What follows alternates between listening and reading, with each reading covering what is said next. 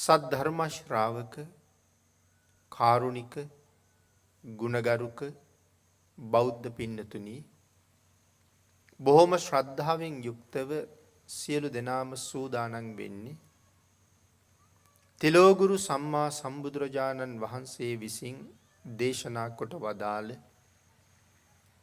පරම ගම්බීර වූ ශ්‍රී සද්ධර්ම රත්නයෙන් ඊටාම පුංචි කොටසක් දේශනා කරවගෙන ධර්ම ගෞරවය පෙරදරි කරගෙන දේශනාගත ධර්මයේ ශ්‍රවණය කරමින් සම්මා සම්බුදුරජාණන් වහන්සේ පිළිබඳව සම්බුද්ධ ශාසනය පිළිබඳව මහත් වූ ගෞරවය මහත් වූ ශ්‍රද්ධාවක් තමන්ගේ සිත් සතන් තුළ උපදවා ගනිමින් ධර්ම ශ්‍රවණය කරන්න. එසේ ධර්ම ශ්‍රවණය කිරීමෙන් ලැබෙන අවවාද අනුශාසනා තම තමන්ගේ ජීවිතවලට එකතු කරගෙන වඩාත් නිවැරදි මෙලව ජීවිතයක් සකස් කර ගන්නත් නිවැරදි වුණ මෙලව ජීවිතයක් තුළින් සුගතිගාමී වූ පරලොව ආයති භවයකින් සැනසෙන්නත් අවසානයේ ප්‍රාර්ථනා කරන බෝධියෙන් සැප සහිත ප්‍රතිපදාවෙන් ඊටම ඉක්මන් භවයක උතුම් චතුරාර්ය සත්‍ය ධර්මය අවබෝධ කරගෙන මේ සංසාරින් එතර වීමේ බලාපොරොත්තුව ඇතුව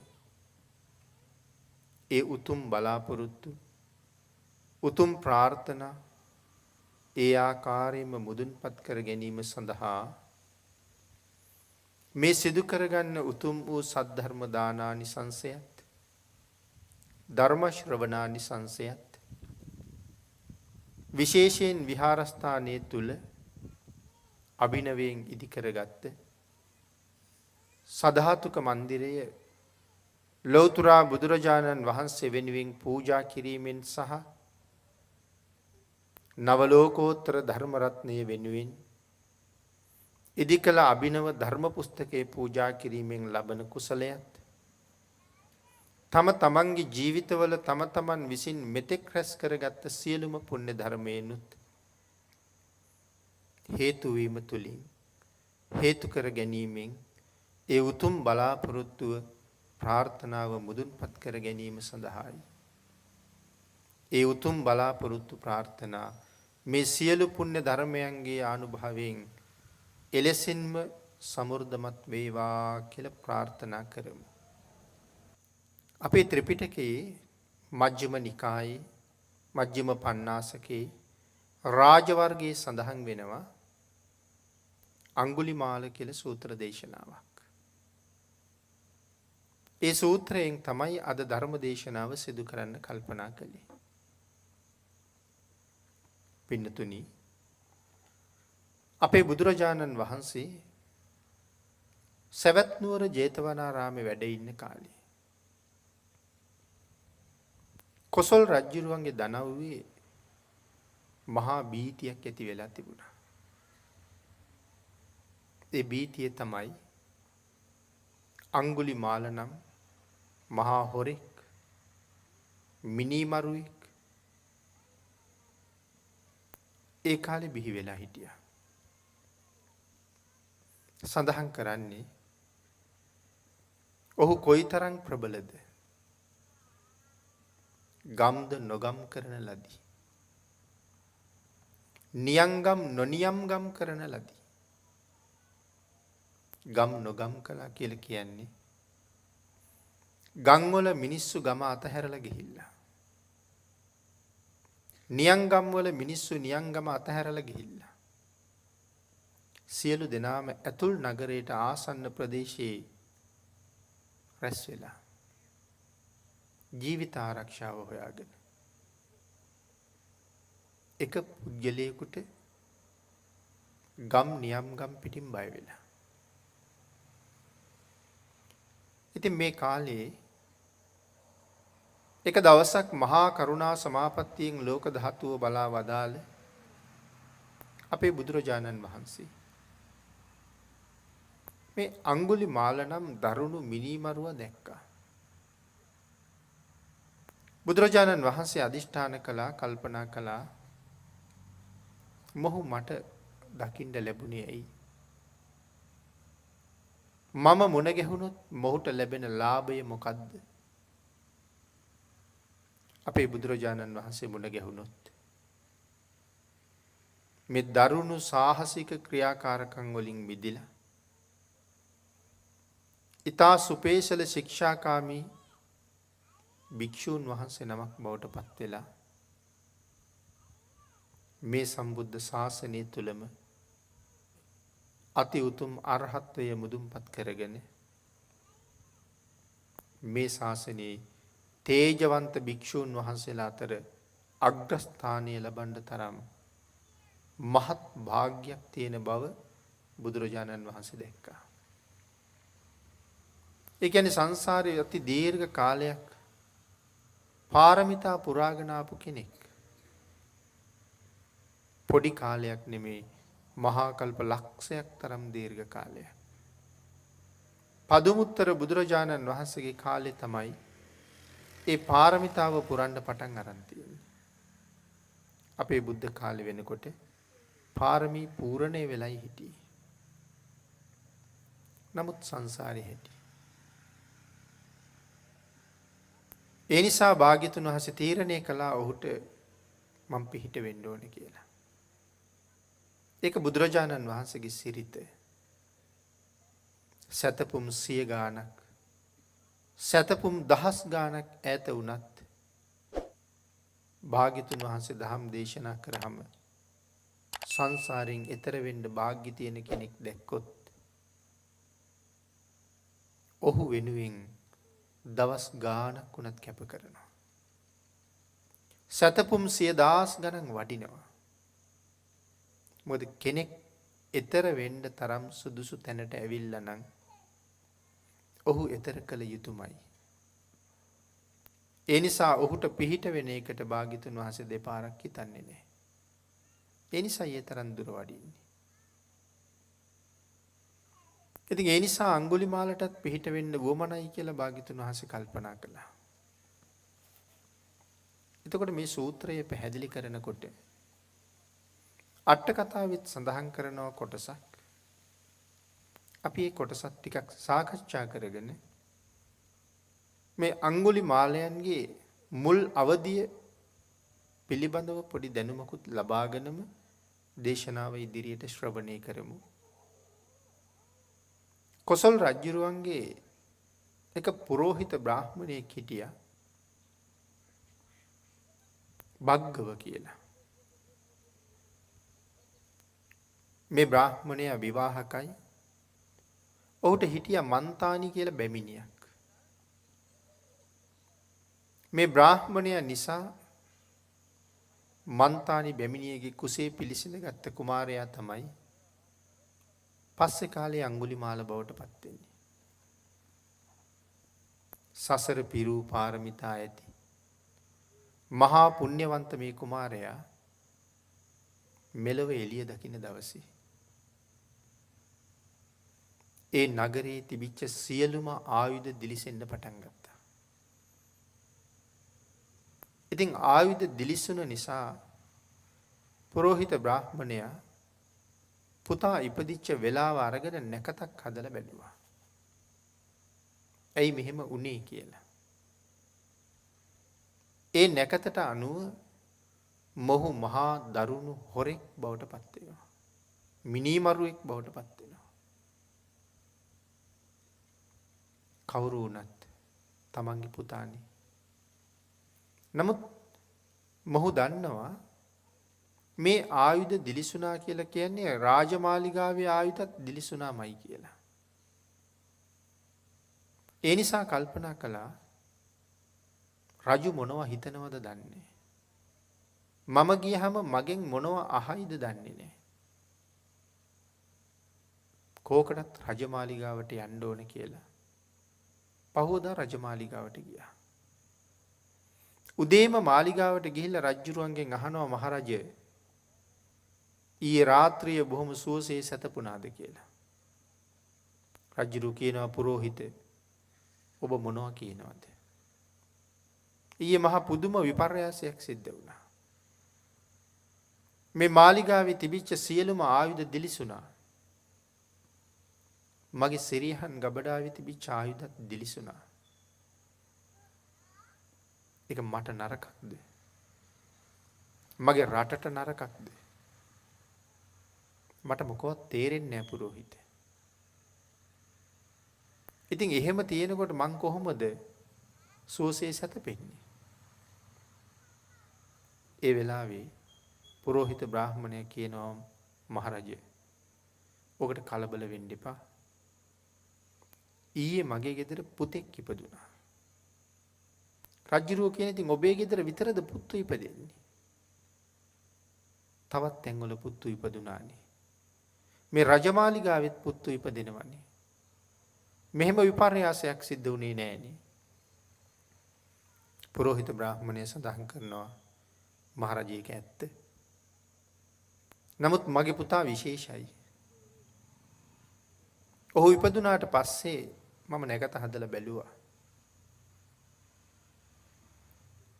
මහරජය ඔහු අනාගතයේ මහා දරුණු හොරෙක් මිනිමරුවෙක් බවට පත් වෙනවා. මං ඔබ වහන්සේගෙන් අහන්න ආවේ.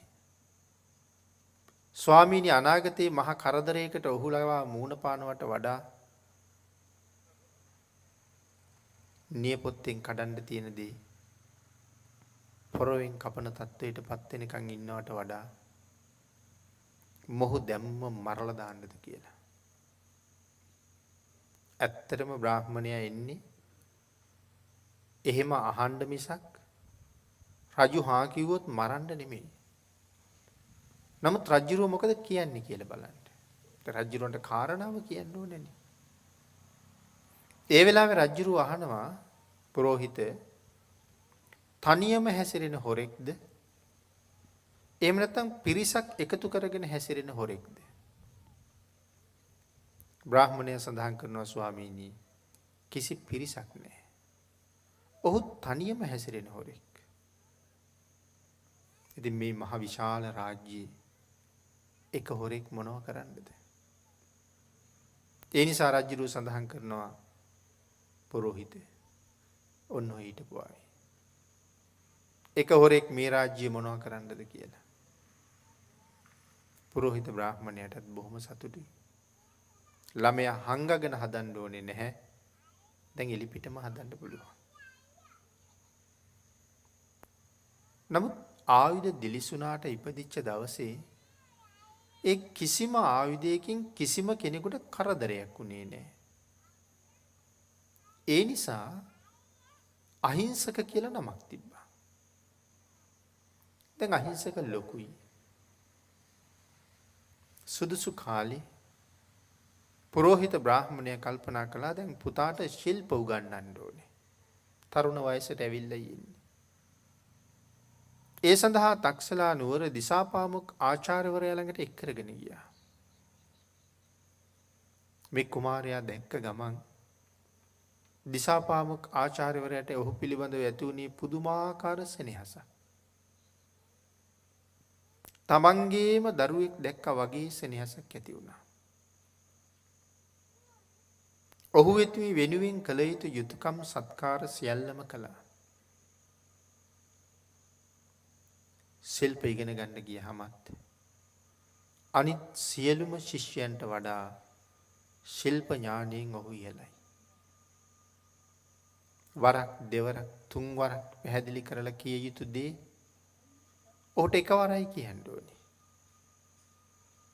කඩු ශිල්ප, දුනු ශිල්ප මේ ආදී අවශ්‍ය හැම ශිල්පයක්මත් එදා තිබිච්ච වේද සාහිත්‍යයත් ඔහු මනාව ප්‍රගුණ කළා. කිසිම ශිෂ්‍යයෙකුට අහිංසකව අභිභවනය කරන්න පුළුවන්කමක් තිබුණේ නැහැ. ගුරු ගෙදර අයත් අහිංසකට දැක්වුවේ පුදුම ලෙන්ගතුකමක්. අහිංසකත් ඒ වගේමයි. තමන් විසින් ගුරු ගෙදර කළ යුතු යම් කටයුත්තක් තිබුණද ඒ හැම කටයුත්තක්ම මැනවින්ම සම්පූර්ණ කළා. අහවල් දේ ඔබ විසින් නිමා කළ යුතුයි කියලා කියන්න කිසි දෙයක් ඉතුරු කළේ නෑ. සියලුම දේවල් කළා. ඒ නිසා ගුරු ගෙදර ගෞරවය තව තව ඔහු වෙනුවෙන් වැඩි වුණා.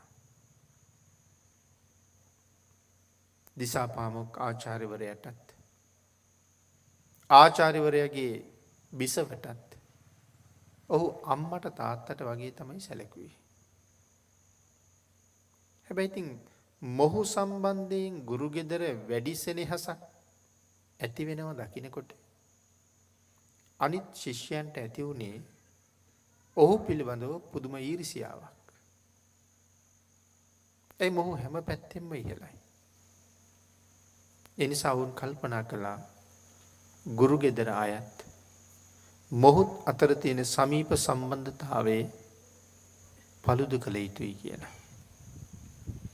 ඒ සඳහා ඔවුන් බොහෝ උපක්‍රම යෙදුවා. නමුත් ඒ කිසි උපක්‍රමයක් සාර්ථක කරගන්න බැරුව ගියා. ඒ නිසා මේ ශිෂ්‍යෝ එකතු වෙලා කතිකාවතක් කළා. කතා කරගත්තා. මේ ලෝකේ ජීවත් වෙන ඕනෑම පුරුෂයෙකුට රිදෙන කාරණාවක් තියෙනවා. ඒ කාරණාවෙන් මොහුට චෝදනා නොකළොත් ආචාර්යතුමන්ගේ හිත මොහු කෙරෙහි බිඳවන්න වෙන කිසි ක්‍රමයක් නැහැ. අපි මේ කාරණාවෙන් චෝදනා කළත් වරක් දෙවරක් තුන්වරක් අපි තනියම ගිහිල්ලා කීවට මේක පිළිගන්නෙත් නැහැ. ඒ නිසා අපි ආචාර්යවරයාට කියමු අහිංසකත් ආචාර්යවරයාගේ බිසවත් අතර අනියම් සම්බන්ධයක් තියෙනවා කියලා. දැන් මේගොල්ලෝ දන්නවා වරක් දෙවරක් තුන්වරක් කීවට ඒක පිළිගන්නේ නැහැ කියලා. ඒ තරම්ම විශ්වාසයි. ඒ නිසා කට්ටිය සැලසුම් කළා 7-8 දෙනාගේ කණ්ඩායම් හැදුනා. එක කණ්ඩායමක් අද ගිහිල්ලා කියනවා. දන්නවා එතකොට බැනලා එලවනවා කියලා. ආයෙ දවස් 5ක් පහු කරලා අනිත් කණ්ඩායම යනවා. මුලින් ගියපු කවුරුවත්ම දෙවනි දවසේ යන්නේ නැහැ. ඒගොල්ලොත් බැනලා එලව ගන්නවා. ආයෙ දවස් කීපයක් ගිහිල්ලා තුන්වෙනි කණ්ඩායම යනවා. හැබැයි මුලින් ගිය කණ්ඩායම් දෙකේම එක්කෙනෙක්වත් තුන්වෙනි කණ්ඩායමේ නැහැ. එතකොට මේ එකිනෙකාට වෙනස් පිරිස් ඇවිල්ලා එකම කාරණාව නැවත නැවත කියනකොට හිතේ සැකයක් උපදින්න ඒක හොඳ අවස්ථාවක්. එහෙමත් මේගොල්ලෝ මේක සැලසුම් කළා. පළවෙනි පිරිස ගිහිල්ලා දවසක් කල්යල් බලලා ආචාර්යවරයාට මේ කාරණාව එහෙම් මෙහෙම් කීවා. මගේ පුතාට අභූතයෙන් චෝදනා කරන්න එපා කියලා ඒ පිරිස බැනලා පන්නලා එලව දැම්මා. දෙවෙනි පිරිසත් එහෙමයි. තුන්වෙනි පිරිසටත් එහෙමයි. නමුත් දැන් මේ 3 4 5 ගොල්ලක් ඇවිල්ලා එකම කාරණාව කියන නිසා පොඩි සැකයක් ටික ටික ආචාර්යවරයාගේ හිතේ ඇති වෙන්න පටන් ගත්තා. යමක් දිහා සැකෙන් විමසිල්ලෙන් බලනකොට දකින්න කරන පෙනෙන හැම දෙයක්ම ඒ කාරණාවට එකතු වෙලායි පෙනෙන්නේ. එහෙම ප්‍රශ්නයක් නැතත් සැක මුසුව බලනකොට අපිට එහෙම කාරණාවක්ම තමයි දැනෙන්නේ. ඒක මේ සැකේ ස්වභාවය. ඉතින් ඒ නිසා දිසාපාමොක් ආචාර්යවරයාට හොඳටම කේන්ති ගියා දවසක්. කේන්ති ගිහිල්ලා අහිංසකට එන්න කිව්වා. එන්න කියලා සඳහන් කළා ඔබට ශිල්ප උගන්වලා ඉවරයි. වහාම පිටත් වෙලා යන්න පුළුවන්. හැබැයි යන්න ඉස්සරලා ගුරු පඬුරු දීලා යන්න ඕන කියලා. දැන් සාමාන්‍යයෙන් හොඳම ශිෂ්‍යයාට ආචාර්යවරයාට දුවක් ඉන්නවා නම් දුවත් විවාහ කරලා දීලා තමයි යවලා තියෙන්නේ. නමුත් අහිංසකට ඒ වරප්‍රසාද මොකවත් නැහැ.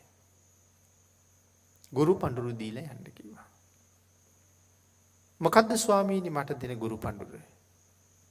මං දිය යුතු ගුරු පඬුර. මිනිස්සු 1000ක් මරලා ගුරු පඬුරක් දෙන්න ඕනේ. ආචාර්යවරයාගේ හිතේ දැන් බොහොම කේන්තියක් තියෙන්නේ. එතකොට ඇයි මිනිස්සු මරන්න කියන්නේ? අහිංසක ලව්වා මිනී මරවන්න උවමනාවක් දිසාපාමුක් ආචාර්යවරයාට කොහොමවත්ම නැහැ. එහෙනම් මොකද්ද ආචාර්යවරයා බලාපොරොත්තු වෙන්නේ? ඉතින් මිනිස්සුන්ට ගහන්න කපන්න කොටන්න එලවන්න ගියහම මිනිස්සු කණ්ඩායමක් ඇවිල්ලා අහිංසකව මරනවා. මොකද ආචාර්යතුමන්ට හිතෙන්නේ අහිංසක මරන්න. නමුත් පස්සේ කල්පනා කරනවා මම මොහු මැරුවොත් ආයේ මංගාවට ඉගෙන ගන්න ශිෂ්‍යයෝ කවුරුවත් එන්නේ නැහැ. මොකද සමාජයේ ප්‍රචාරය යනවා දිසාපාමුක් ආචාර්යවරයා තමන් ළඟ ඉන්න හොඳම ශිෂ්‍යයා මරනවා කියලා. එහෙමුණොත් මංගාවට ඉගෙන ගන්න කවුරුවත් එන්නේ නැහැ. ඒකට උපක්‍රමයක් තමයි මේ යොදන්නේ. තමන් මරන්නේ නැහැ. මිනිස්සු අතින් මරවන්නයි මිනිස්සු මරන්න කියලා මොහුට කියන්නේ. මේ වෙලාවේ අහිංසක කියනවා ආචාර්යතුමනි මිනිහෙක් මරනවා තබා මැස්සෙක් මදුරුවෙක්වත් මරන්න බැරි මම කොහොමද ආචාර්යතුමනි මිනිහෙක් මරන්නේ? මට ඒ වැඩේ කරන්න බෑ. මට වෙන යමක් යෝජනා කරන්න. දිසාපාමුක් ආචාර්යවරයා කියනවා නෑ. ඔබ කළ යුත්තේ ඒකමයි. ඔබට ඒ ගුරු පඬුර මට දෙන්න බැරි නම් යන්න.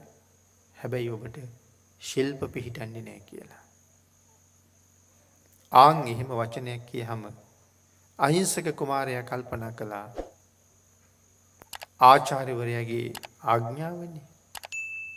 ඒ තරම් කීකරුයි. ඒ තරම්ම කීකරුයි. ගුරුවරයා කියනවා නම් මිනී මරන්න කියලා දෙපාරක් නොහිතයි වැඩේ කරනවා. එනිසා ඒ වැඩේ නොකර ගියොත් මට ශිල්ප පිහිටන්නේත් නැත්තම් මං ගුරු ගෞරවයත් විනාශ කළා නම් ගුරු අවවාදයට පිටුපෑවනම් ඒක මට නරකක්. ආචාර්යතුමනි එහෙනම් මට දෙන්න කඩුවක්. මට දෙන්න දුනු සහ ඊතල. ඔබේ ගුරු පූජාව මම කරන්නම් කියලා. අර පිරිසට සතුටුයි. ඒ මොහු දැන් මිනිස්සුන්ගෙන් ගුටි කාලා මැරෙනවා. ආචාර්යවරයාටත් සතුටුයි. නමුත් කවුරුවත් බලාපොරොත්තු නොවිච්ච දෙයක් තමයි වෙන්නේ. කඩුවත් අරගෙන දුනු ඊතලත් අරගෙන අඟුලිමාල අහිංසක වනාන්තරගත වෙනවා. කැලෑවේ හැංගිලා ඉඳලා දවසකට මිනිහෙක් දෙන්නෙක් මරනවා. ඊයේ එක මිනිහයි අද දෙන්නයි පෙරේද 5 දෙනයි මෙහෙම ගණන් හදා ගන්නවා මරණ පිරිස.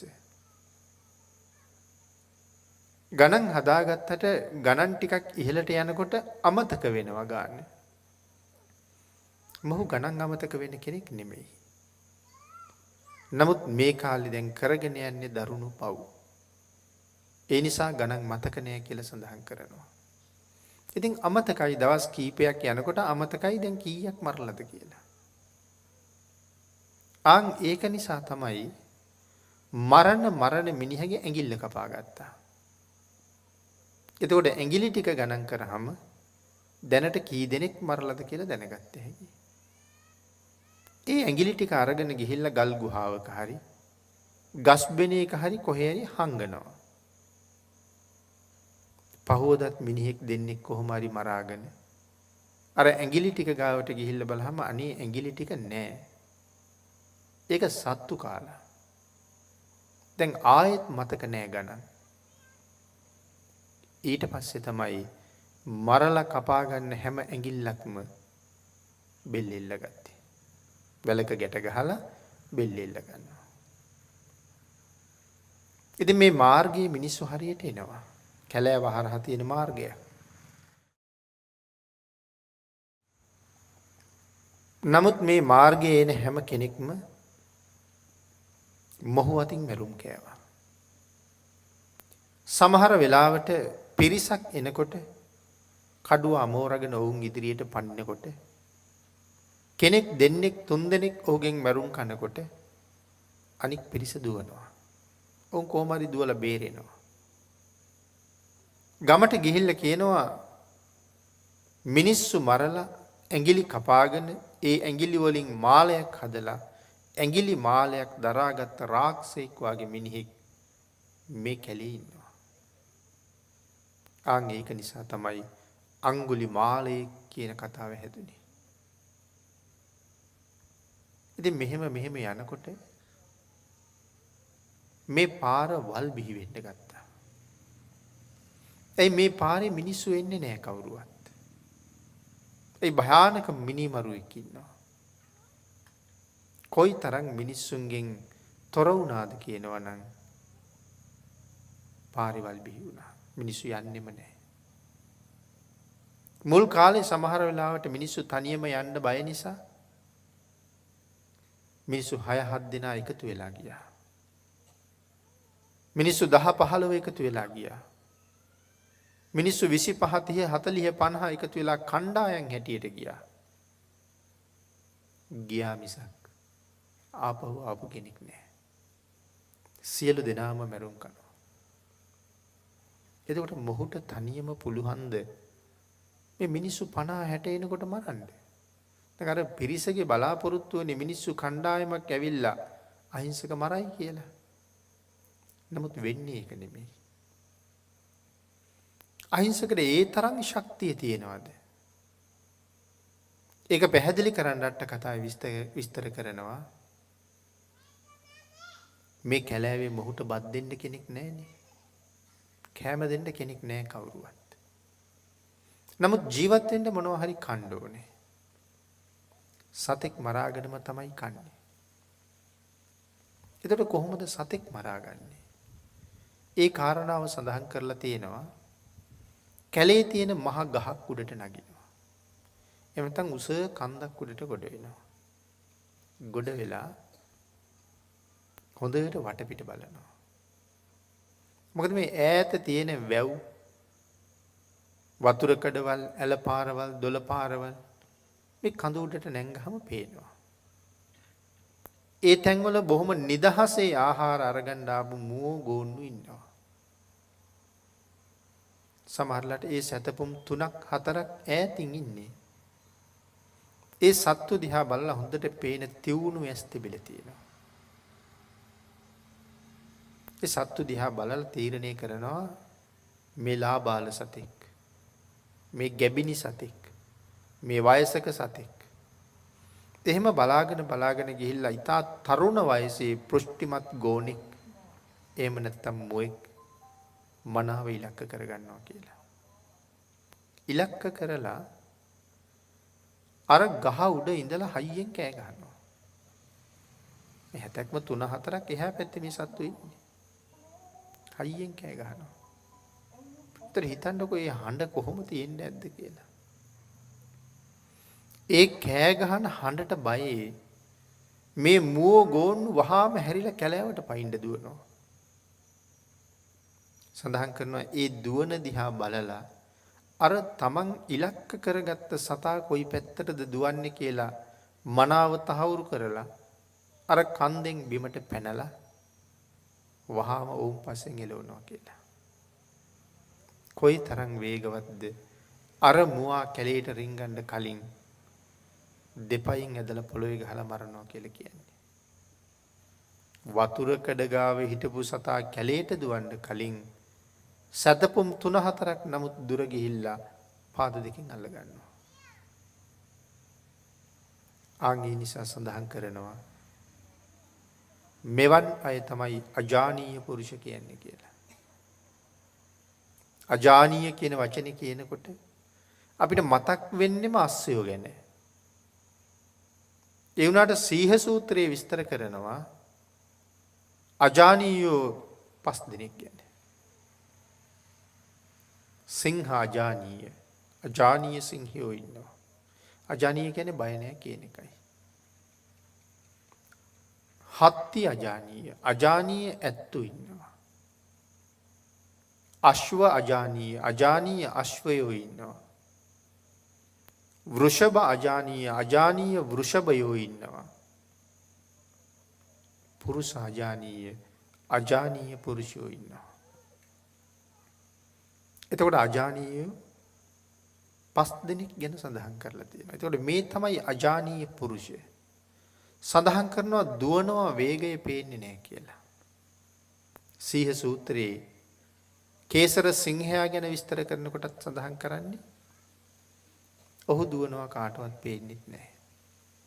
3 පාරක් කෑ ගහලා දුවන්න පටන් ගන්නවා කියලා කියන්නේ. ඔහුගේ හඬ යොදුන් 3ක් ඈතට ඇහෙනවා. මේ සිංහයාගේ හඬ.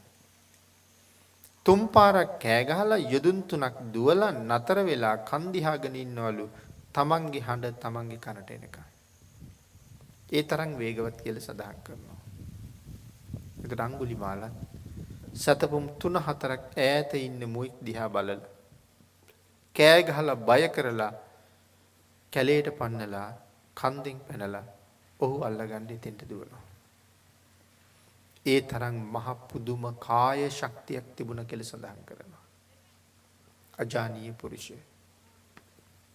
ඇත්තු 5 දෙනෙකුගේ හෝ 7 දෙනෙකුගේ ශක්තිය දරනවා. කොසල් මහරජුරු අසදෘශ්‍ය මහ දානය දෙන වෙලාවේ බුද්ධ ප්‍රමුඛ මහරහතන් වහන්සේලාට ඡත්‍රය ඉහිලගෙන ඉන්නේ ඇතෙක්. ඉතින් මල්ලිකා දේවියගේ උපදෙස් අනුව රජුරු ඇත්තු 500ක් සූදානම් කරන්න කටයුතු කළා. ඇත්තු 499ක් හොයාගත්තා. හොයාගත්තා කියන්නේ රජුරුවන්ගේ ගාල්වල ඉන්නවා. නමුත් අනිත් සත්තුන්ට මද කිපිලා. ඉතින් ඒ කාලෙට මේ අලි ඇත්තු ටිකක් දරුණු කාලේ. මල්ලිකා දේවියට ඇවිල්ලා කියනවා මෙහෙම ප්‍රශ්නයක් තියෙනවා. මල්ලිකා කියනවා ස්වාමීනි ඒක ප්‍රශ්නයක් කරගන්න එපා. එයින් එක්කෙනෙක් ලැහැත්ති කරගන්නකෝ. තියන්න අවශ්‍ය තැන මම කියන්න. ඉතින් රජුරවන්ටත් පුදුමයි.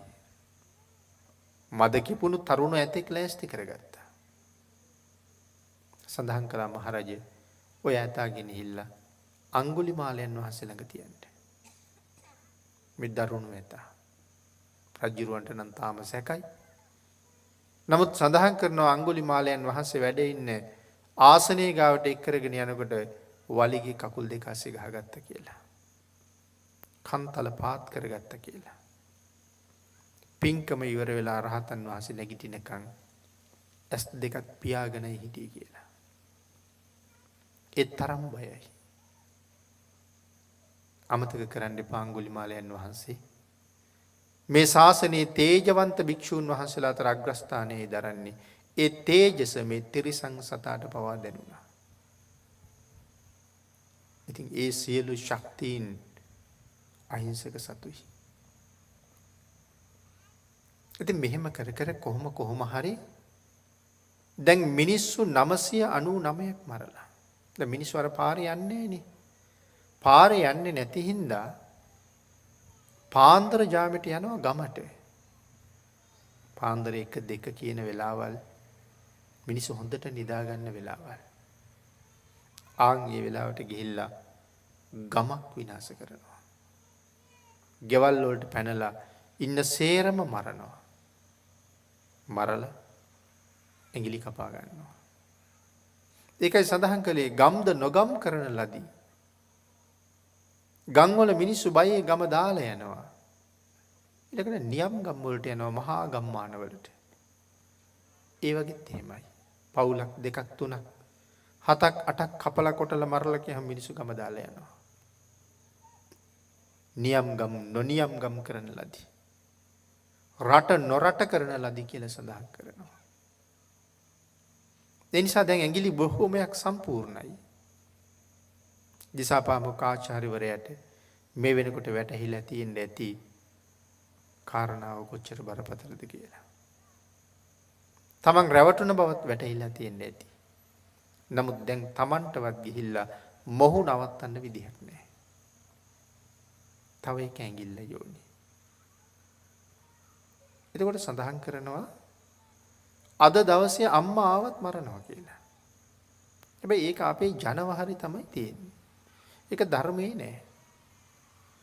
අඟුලිමාලට උවමනාව තියෙන්නේ අම්මා මරලා හරි ඇඟිල්ල සම්පූර්ණ කරන්න නෙමෙයි.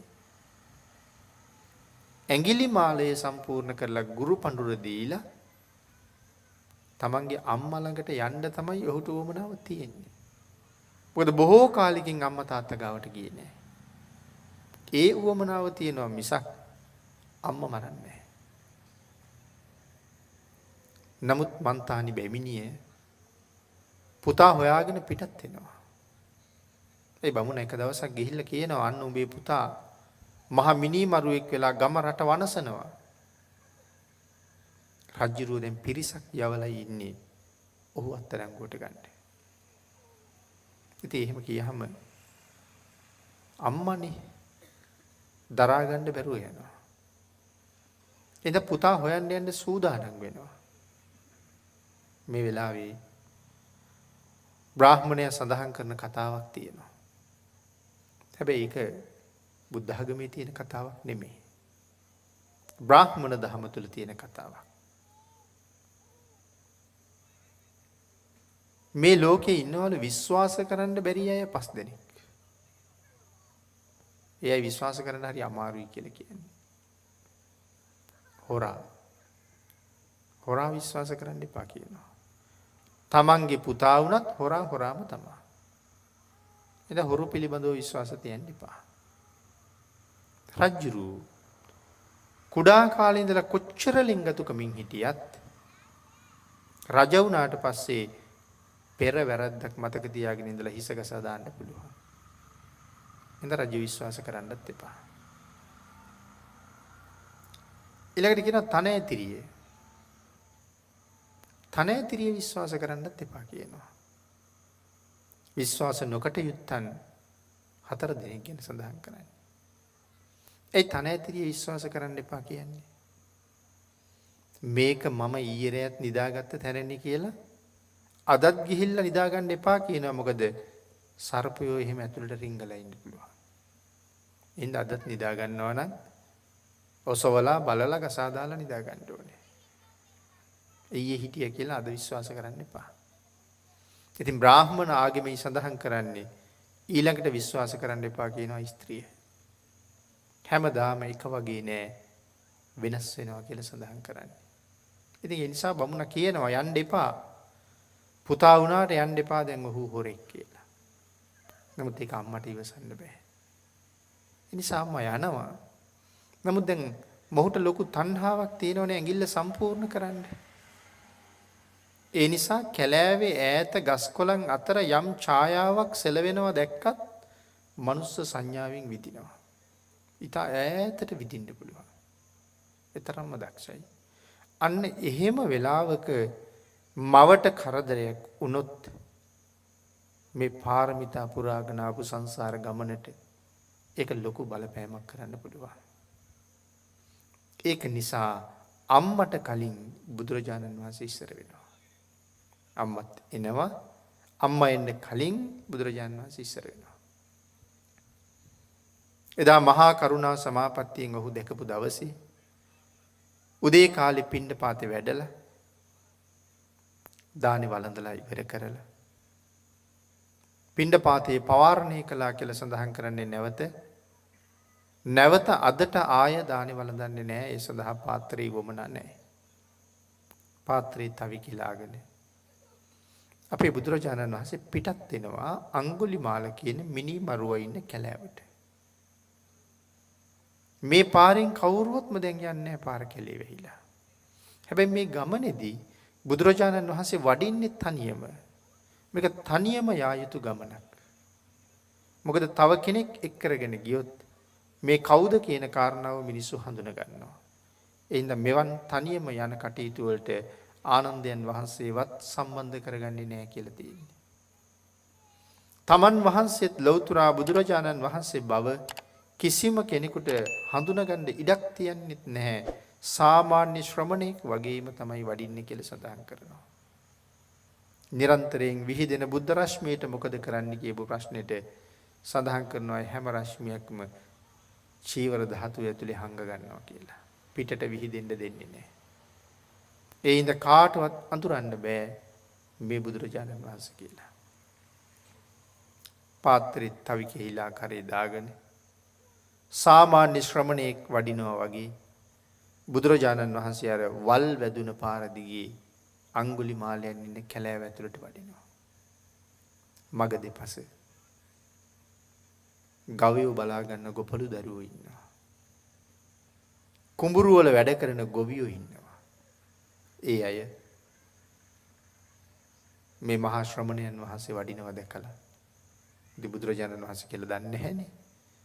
පාරට දුවගෙන ඇවිල්ලා දන ගහලා වැඳලා කියනවා අනේ ස්වාමීනි මේ පාරේ යන්න එපා. මේ පාර දැන් පාවිච්චි කරන්නේ නැති පාරක්. මොකද මේ කැලෑවේ ඉන්නවා මහා මිනිමරුවෙක්. ඒ මිනිමරුවගෙන් බේරෙන්න කාටවත්ම බෑ. ඒ නිසා කවුරුවත් මේ පාරේ යන්නේ නැහැ. වඩින්න එපා ස්වාමීනි වඩින්න එපා කියලා කියනවා. මිනිස්සු කොයි තරම් බැගෑපත් වෙලා වඩින්න එපා මේ පාරේ කියලා කිව්වත් අනේ මේ ශ්‍රමණයාට කන් ඇහෙන්නේ නැහැ වගේ. එහෙමයි සඳහන් කරන්නේ. කන් ඇහෙන්නේ නැති කෙනෙක් වගේ මිනිස්සුන්ගේ වචන මායින් නොකර වඩිනවා. ඒතර කන් ඇහෙන්නේ නැද්ද කියලානේ හිතෙන්නේ. මිනිස්සු පස්සේ බලාගෙන කඳුළු වැටෙන ඇස් වලින් අනේ ලස්සන මහණ මේ ශ්‍රමණයා කොච්චර ලස්සනද. නම් කියන දේ අහන්නේ. මේ ජීවිතයේ අන්තිම ගමනද. හැමෝම දුකසේ බලාගෙන ඉන්නවා. නවතින්න නැත්තම් මොනව කරන්නද? හැබැයි අඟුලිමාල ටිකක් දුර යනකොට භාග්‍යතුන් වහන්සේ ටිකක් දුර වඩිනකොට අඟුලිමාල දකින්නවා. කන්දක් උඩ තමයි ඉන්නේ. ඉන්නකොට මේ ශ්‍රමණයා මේ කැලෑව පැත්තට එනවා. අඟුලිමාල කල්පනා කරනවා. මේ ශ්‍රමණයා දන්නේ නැද්ද මේ කැලෑවේ අඟුලිමාල ඉන්නවා කියලා? මේ ගම් දනව්වල ඉන්න සියලු දෙනාම මං ගැන දැන් දන්නවා. මේ ශ්‍රමණයා නොදැනගන්න හැටියක් නෑ. නමුත් මම ඉන්න බව දැනත් ඔහු කිසිම බයක් සැකයක් චකිතයක් නැතුව එනවා. ඒ කියන්නේ මොහු මට බය නෑ. මොහු එහෙමයි එන්නේ. අඟුලිමාලට බය නෑ වගේ තමයි එන්නේ. එහෙනම් මට ඉරෙහි වෙලා මොහු එන්නේ. මට බය නෑ කියලා හිතාගෙන මට ඉරෙහි වෙලා එන මොහුට මං හොඳ පාඩමක් උගන්වන්නම් කියලා හිතනවා. එහෙම හිතලා අර කන්දෙන් බිමට පැනලා කඩුවත් අමෝරගෙන බුදුරජාණන් වහන්සේගේ පිටිපස්සෙන් එළවනවා. අඟුලිමාල සිතන දේ භාග්‍යතුන් වහන්සේ දන්නවා. ඒ නිසා සඳහන් කරනවා මේ මහ පොළොව තලයේ උඩ 이르දියක් දක්වලා තවත් පොළොව තලයක් මවලයි තියෙන්නේ. බුදුරජාණන් වහන්සේ ඒ පොළොව තලයේ ඉන්නවා. බුදුරජාණන් වහන්සේ පොළොව තලයේ මැද ඉන්නවා. බුදුරජාණන් වහන්සේ වඩින පැත්තට ඒ පොළොව රැලි නැගෙනවා. පේන්නේ නැහැ කාටවත් ඒක. භාග්‍යතුන් වහන්සේ ඉදිරියට වඩිනවා. අඟුලිමාල කඩුවත් අමෝරගෙන පිටිපස්සෙන් එළවනවා. ඔහු එළවගෙන එන පැත්තට මේ පොළොව රැලි නැගෙනවා ආපස්සට. එතකොට නිකන් ඔහු කොච්චර දීවත් එක තැන දුවනවා වගේ. ඒ අඟුලිමාලගේ ශක්තිය අපි අය දන්නවා. අජානීය පුරුෂයි. අපි අතරින් පැනලා දීවොත් ඔහුට අපිව පෑගෙනවා මිසක් කාටද පෑගුණේ කියලා නම් තේරෙන්නේ නැහැ අපිට. දන්නෙත් නැහැ දකින්නෙත් නැහැ. ඒ තරම් වේගවත්. ඉතින් ඊතරම් වේගයෙන් දුවන මේ අඟුලිමාල බුදුරජාණන් වහන්සේගේ පිටිපස්සෙන් එළවනවා. ඉතින් ලං වෙන්න බෑ. දුවන මෝ පිටිපස්සේ එළෙව්වා. දුවන ගෝන්නු පිටිපස්සේ එළෙව්වා. සිංහයෝ කොටියෝ පිටිපස්සේ වුණත් එලවන්න පුළුවන් අඟුලිමාලට දැන් නම් හරිම වෙහෙසයි. දහදිය වැగిරෙනවා. පාද දෙක වෙවුලන තරම් වේදනාවයි. තවත් නම් ශ්‍රමණයා පස්සෙන් දුවන්න බෑ. ආංගික හින්දා මේ අජානීය පුරුෂයා එතනින් එහාට නොයා නතර වෙනවා. නතර වෙලා බුදුරජාණන් වහන්සේට අඬ ගහනවා.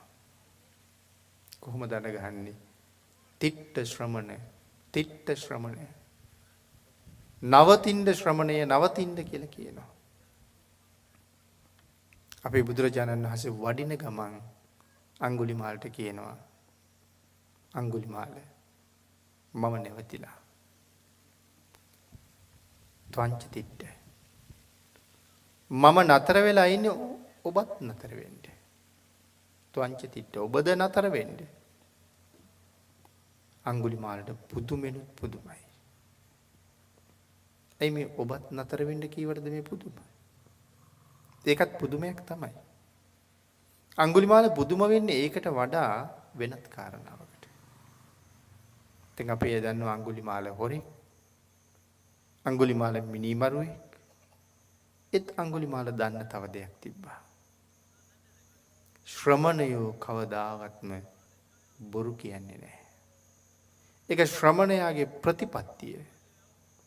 ජීවිතේ නැති කලත් ශ්‍රමණයෝ බොරු කියන්නේ නැහැ. බලන්න ඔහු දැනගෙන හිටියා පැවිද්දගේ ස්වභාවය. ජීවිතේ නැති කලත් ශ්‍රමණයෝ බොරු කියන්නේ නැහැ. මොකද ප්‍රතිඥා දීලා ශ්‍රමණ බවට ඇවිල්ලා තියෙන්නේ. දිවි තිබෙන තාක්කල් බුද්ධ රතනයටත් ධර්ම රතනයටත් අනුව ජීවත් වෙනවා කියලා. එහෙනම් බුදුරජාණන් වහන්සේ දේශනා කළා නම් මේ වැඩේ කරන්න එපා කියලා. මේක නරකයි කියලා කෑලි කෑලි වලට කැපුවත් ඒ වැඩේ කරන්නේ නැති જાතියක් ශ්‍රමණයෝ කියන්නේ. බුද්ධ වචනයට ඒ තරම්ම ගරු කරනවා. එමනම් කවදාවත් බොරු කියන්නේ නැති මේ ශ්‍රමණයා මට බොරුද කියන්නේ? අඟුලිමාල පිළිගන්නේ නැහැ මේ කියන්නේ බොරු කියලා. එතකොට වෙවුලන්නේ ඒකයි, බොරු කියන්නේ නැති ශ්‍රමණයා වඩින ගමන් නතර වෙලා කියලා කියනවා. නමුත් ඔහු වඩිනවා. හැබැයි ශ්‍රමණයෝ බොරු කියන්නේ නැහැ. නමුත් නැවතිලා ඉන්න මට නවතින්න කියනවා. දැන් අඟුලිමාල හිටගෙන නෙමෙයි නතර වෙලානේ අඬ ගහන්නේ.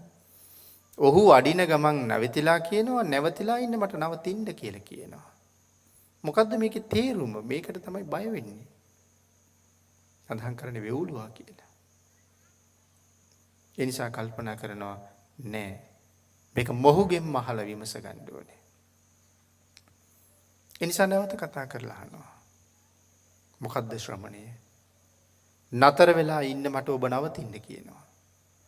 නමුත් ඔබ වඩින ගමන් මට කියනවා ඔබ නැවතිලා කියලා.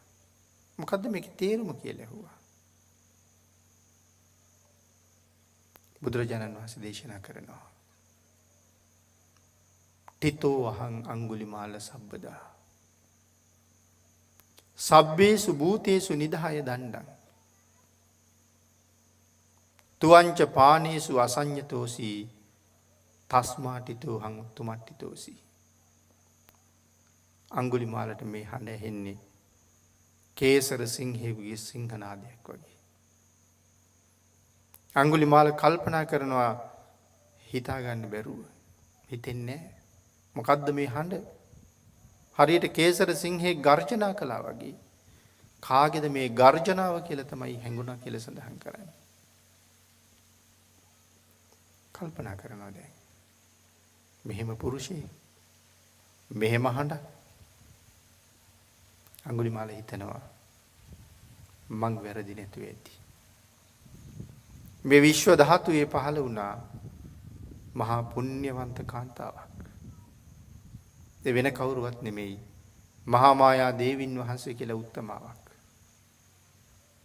ඒ යම් දවසක ඇගේ කුසෙන් බිහි කළා සිද්ධාර්ථ නම් පුතෙක්. ඕ කාලයක් ගිහි සැප විඳලා පස්සේ ගිහි සැපත් හැරලා ප්‍රෞජ්ජා භූමියට පත් වුණා.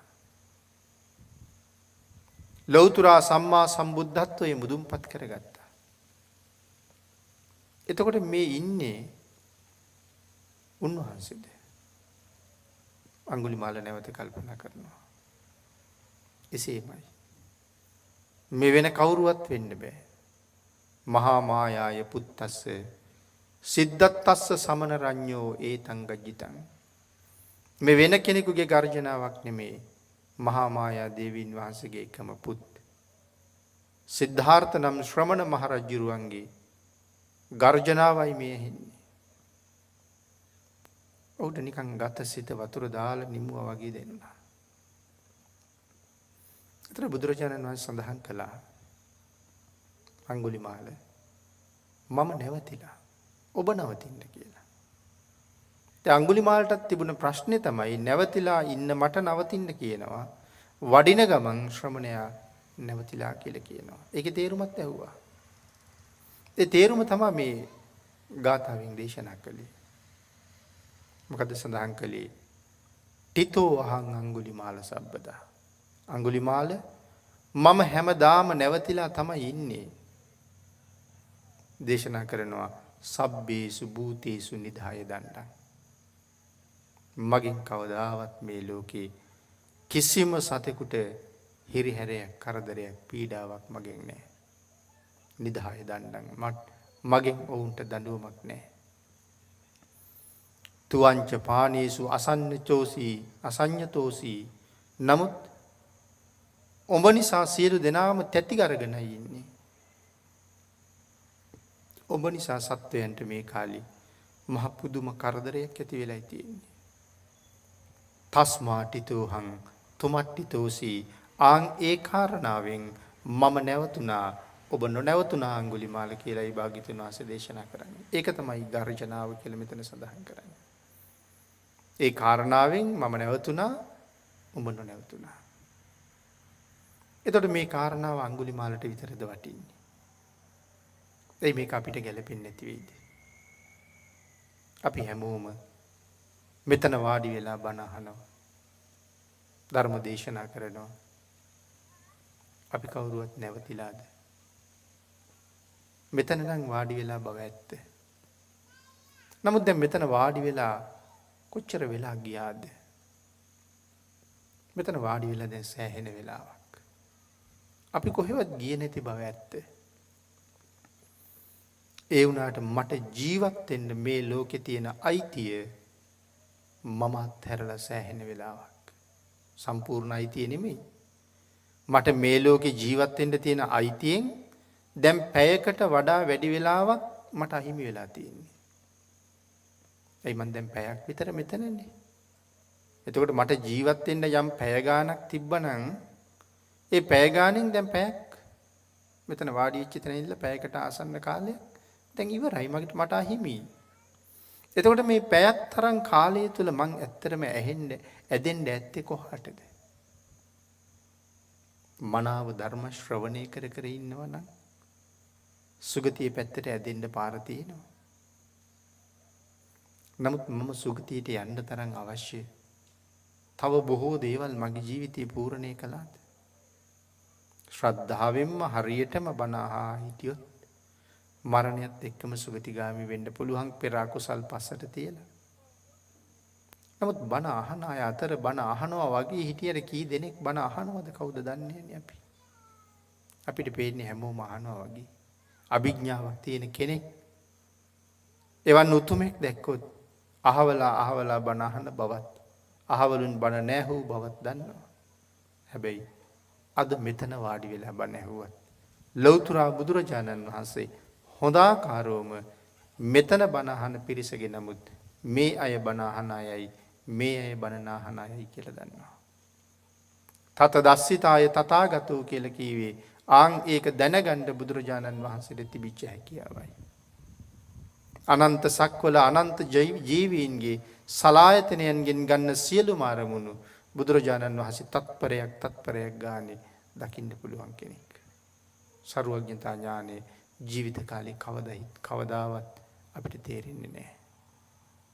ඒ නිසා ශ්‍රද්ධාව ඇති කෙනෙක් හැම වෙලාවෙම සිටිය යුත්තේ මේ ගත වෙන හැම නිමේෂයක්ම භාග්‍යතුන් වහන්සේ මන් දිහා බලාගෙන කියලා.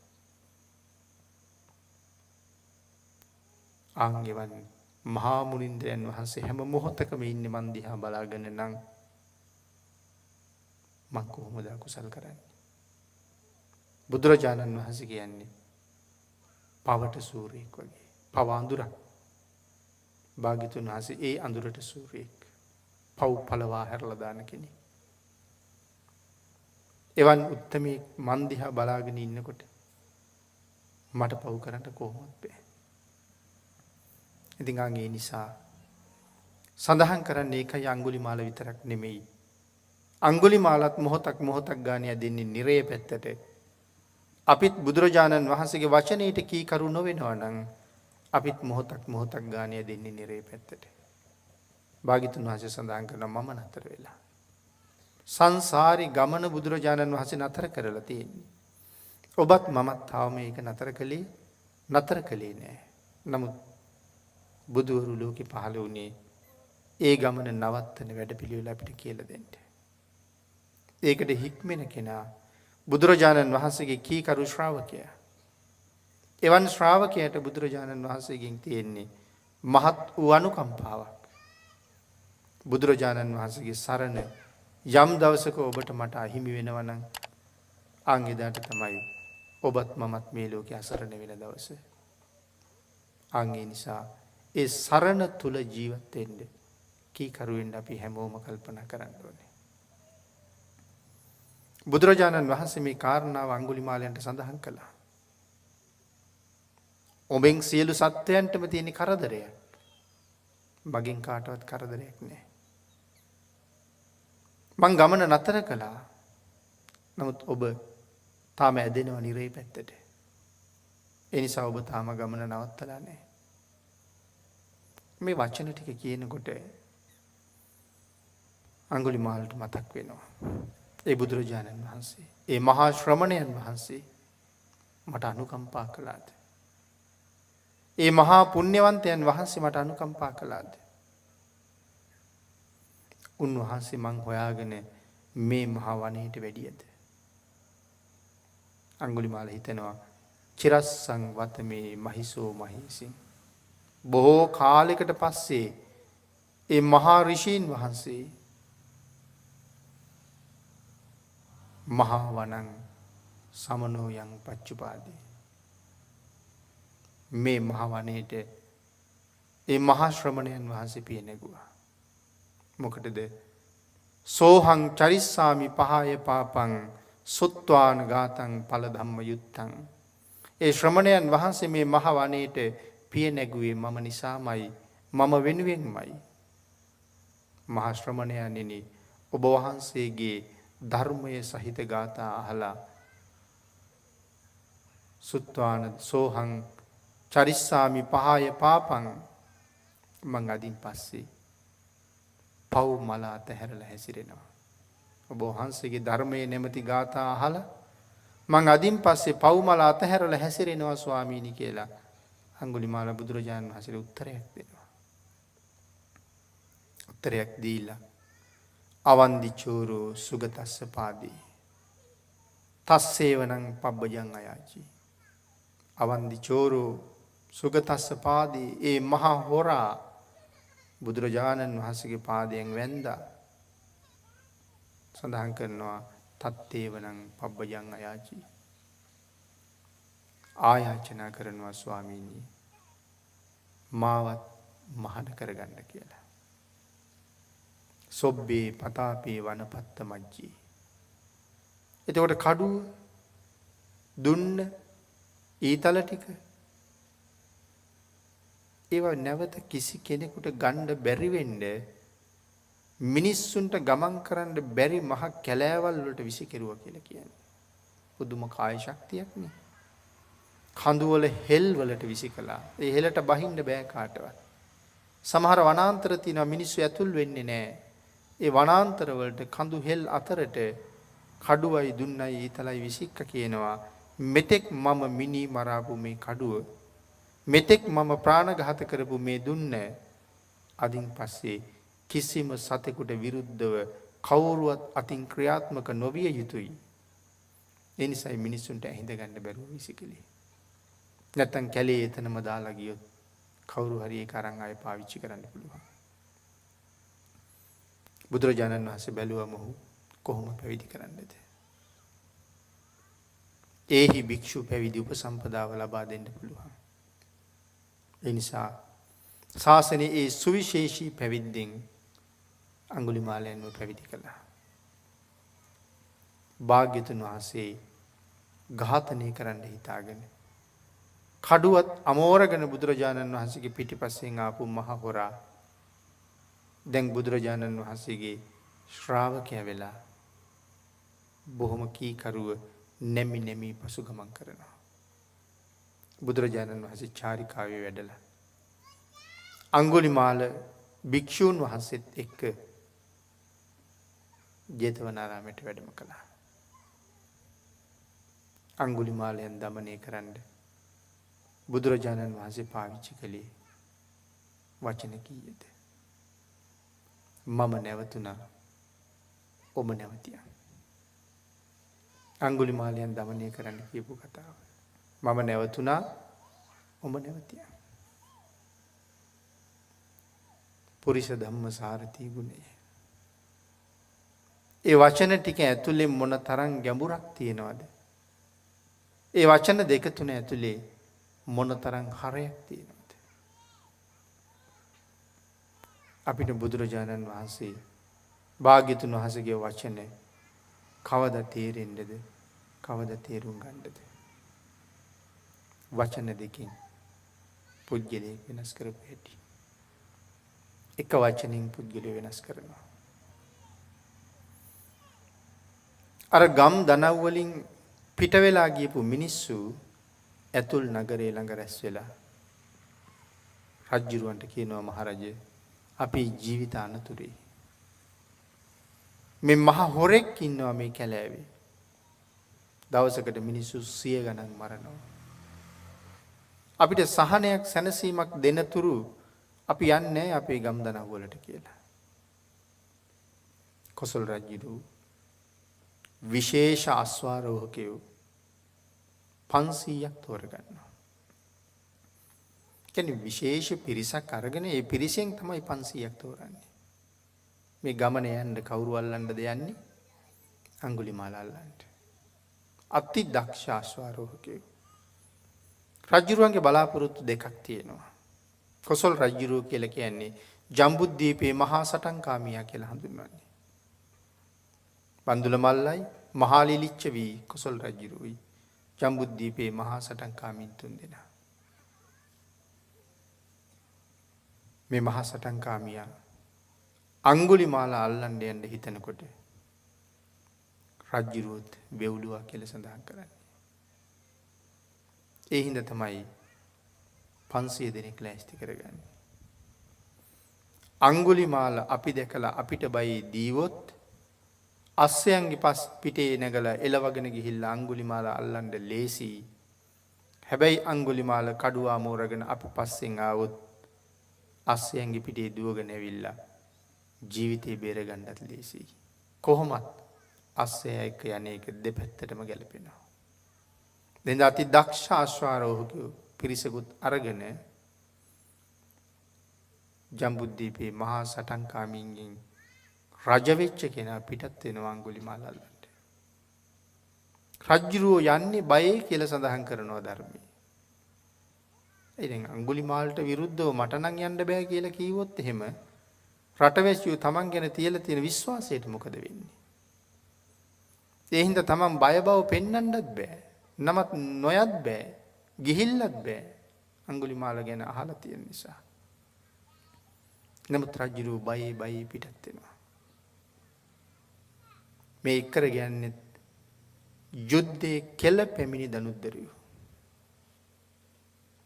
යන ගමන් රජුරෝ කල්පනා කරනවා කෝකටත් මේ වෙලාව බුදුරජාණන් වහන්සේ මුණ ගැහිලා යන්න හොඳ වෙලාව.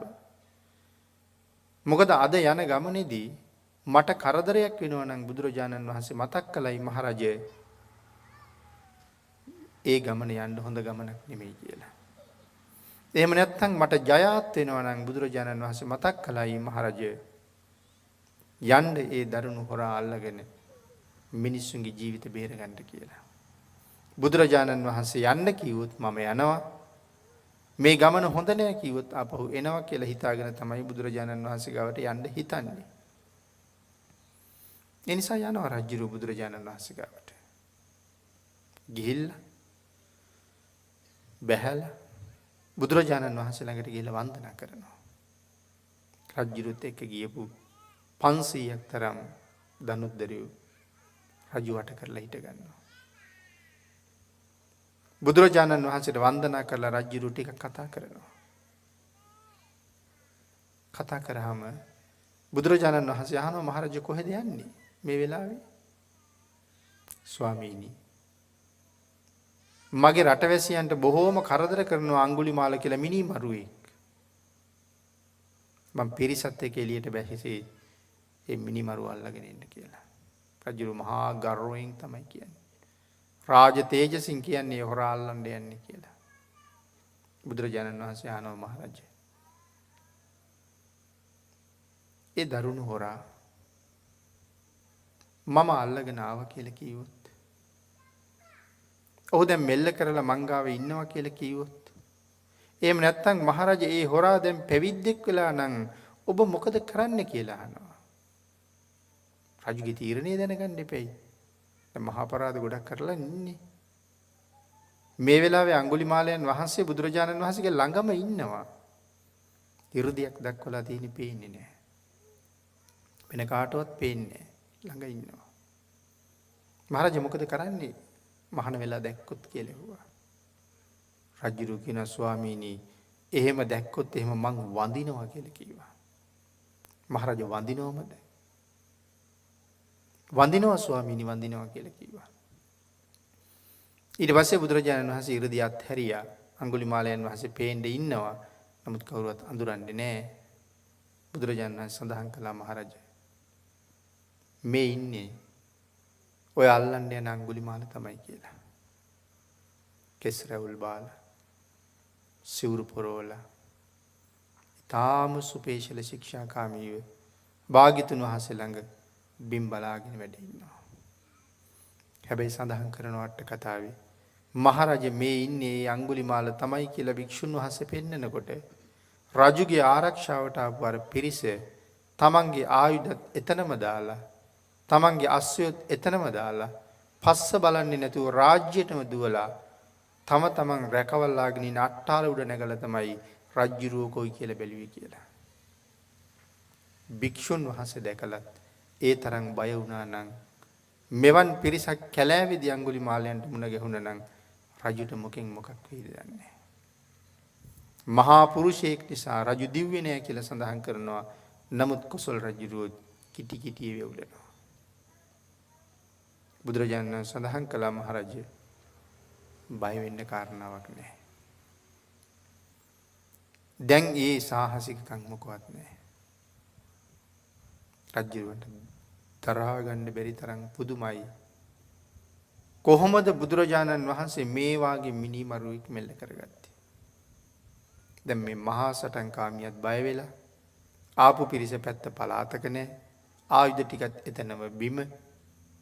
බුදුරජාණන් වහන්සේ පිරිසක් අරගෙන ගියාද? යටත් පිරිසෙන් අග්‍ර උපස්ථායකයන් වහන්සේවත් එක් කරගෙන යන්නේ නැතුව තනියමම ගිහිල්ලා වචන දෙකක් කියලා දමනය කරලා එක් කරගෙන ඇවිල්ලා පැවිදි කරලා දැන් දැක්ක කෙනෙකුට හිතා ගන්නත් බෑ. කොයි තරම් සාන්ත ස්වභාවයෙන් ඉන්නේ කියලා. ඉතින් බුදුරජාණන් වහන්සේ ගැන අසීමාන්තික ගෞරවයක් රජුරවන්ට ඇති වෙනවා. බුදුරජාණන් වහන්සේ සඳහන් කළා මහරජයන්ට ළඟට ගිහිල්ලා කතා කරන්න කියලා. රජුරු නැගිටලා හෙමින් අඟුලිමාලයන් වහන්සේ ළඟට ගිහිල්ලා අඟුලිමාලයන් වහන්සේගෙන් අහනවා ස්වාමීනි ආර්ය වූ අඟුලිමාලයන් වහන්සේ ඔබ වහන්සේද කියලා. එතකොට සඳහන් කරනවා ඔව් මහරජා මන් තමයි ඒ අඟුලිමාල. හැබැයි හඬ එදාට වඩා කොච්චර සංවර වෙලාද කියලා හිතා ගන්නවත් බෑ. නමුත් රජුරවන්ට දුක හිතෙනවා. හොරකම් කිරීම, මිනි මැරීම් සියල්ලම අත්හැරලා බුදුරජාණන් වහන්සේටත් බුදුරජාණන් වහන්සේගේ ධර්මයටත් අනුව මුළු ජීවිත කාලෙම කැප කරන්න ප්‍රතිඥා දීලා භාග්‍යතුන් වහන්සේගේ ශාසනයේ පැවිදි වෙලා ඉන්න මේ භික්ෂුන් වහන්සේට හොරෙකුගේ නම කියන එක ගැලපෙන්නේ නැහැ. අඟුලිමාල කියන්නේ හොරෙක්නේ, මිනිමරුවෙක්නේ. නමුත් මේ භික්ෂුන් වහන්සේට මේ මිනිමරුවගේ නම ගැලපෙන්නේ නැහැ. රජුරෝ එහෙම හිතනවා. එහෙම හිතලා රජුරෝ අහනවා, ස්වාමීනි ඔබ වහන්සේගේ තාත්තගේ නම මොකක්ද? මගේ තාත්තා භාර්ගව. ඔබ වහන්සේගේ අම්මගේ නම මොකක්ද? මගේ අම්මා මන්තානි. සාරී බැමිණියගේ පුතා සාරිපුත්ත. උද්දකාරාම කියලා කියන්නේ එහෙමයි මව්පියේ පසින් ආපු මව්පියන්ගේ නමට සම්බන්ධ නම. මොග්ගලී බැමිණියගේ පුතා මොග්ගල්ලාන. ආන්ගේ හින්දා රජ්ජුරු අඟුලිමාලයන් වහන්සේට නමක් හදනවා. මොකද්ද රජ්ජුරු තියෙන නම? මන්තානි පුත්ත මහා ගර්ගයන් වහන්සේ කියලා. රජ්ජුරු කතා කරන්නේ එහෙමයි. මන්තානි පුත්ත මහා ගර්ගයන් වහන්සේ. මන්තානි බැමිණියගේ පුතා කියන නමින් ආමන්ත්‍රණය කරනවා. සඳහන් කරනවා අම්මගේ නමත් තාත්තගේ නමත් දෙකම මෙතන එකතු කළා කියලා.